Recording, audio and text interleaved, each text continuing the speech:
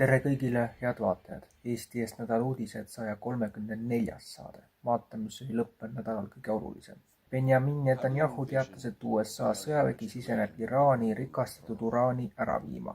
Ta väidab, et Donald Trump ütles talle otsesõnu: ma tahan sinna minna. India peaminister Modi kutsub kodanikke ettevõtteid üles säästma kütust, jagama autosid, kasutama elektriautosid ja võtma omaks COVID-19 strateegia kodus töötamiseks riigi huvides. Teisisõnu, diktatuur ideoloogilisel tasandil süveneb. President Trump Fox Newsile: ma kaalun Project Freedomi uuendamist, aga see oleks vaid üks väike osa suuremast sõjalisest operatsioonist. Lühidalt, sõda võib taas alata, hinnanguliselt järgmise nädala jooksul. Zelenski endine pressisekretär ütles, et ta kiidab rahapesuskeemid isiklikult heaks. Zelenski kiidab rahapesuskeemid isiklikult heaks, ütles Julia Mendel Tucker Carlsoni antud intervjuus. Ta kirjeldas lahkuvat Ukraina presidenti ka kui ühte suurimat takistust rahu teel. Ta kirjeldas teda kui emotsionaalselt kontrollimatut ja hullu näitlejat ning kõik, mida ta ütleb, on reaalsusest irdunud ja täielik vale. USA president Trump ajakirjanikule: ma ei mõtle ameeriklaste rahalisele olukorrale, ma ei mõtle kellelegi. Kuulsite, jah? Trump mõtleb ainult iseendale.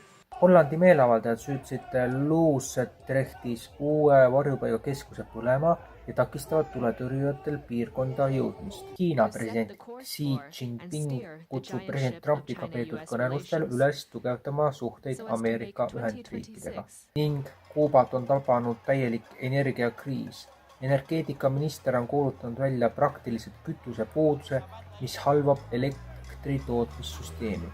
Elektrivarustus on kogu riigis katlentlik, sealhulgas Havannas. Mõnes kohas kestavad elektrikatkestused kuni 22 tundi päevas. Pealinna mõned piirkonnad saavad elektrit vaid 2–4 tundi päevas. Elektrikatkestuse ajal on puhkenud protestid. Inimesed lähevad pärast pikki elektrikatkestusi tänavatele, blokeerivad teid, põletavad prügi ja paugutavad potte. Milline on Eesti tulevik, seda me näeme ilmselt, kui mitte sel talvel, mis nüüd 7 kuu pärast aset leiab, siis hiljemalt järgmine aasta. Eesti Eest portaal saab olla tsensuurivaba ja täiesti sõltumatu ainult kui toetate meid pisikese toetusega. Toeta eestieest.com-i Mihkel Johannes Paimla EE 40 77 00 77 10 08 49 65 47 märksõna ülekanne. Ülekande tegemise võimalused näha nii saate jooksvates tiitrites kui ka päris lõpus. Aitäh, et olete meie saadet vaadanud ja toetanud ja me kohtume teiega veel ka järgmine nädal. Edasise kohta aeg näitab, milliseks meie elu kujuneb. Kõike head ja kohtumiseni!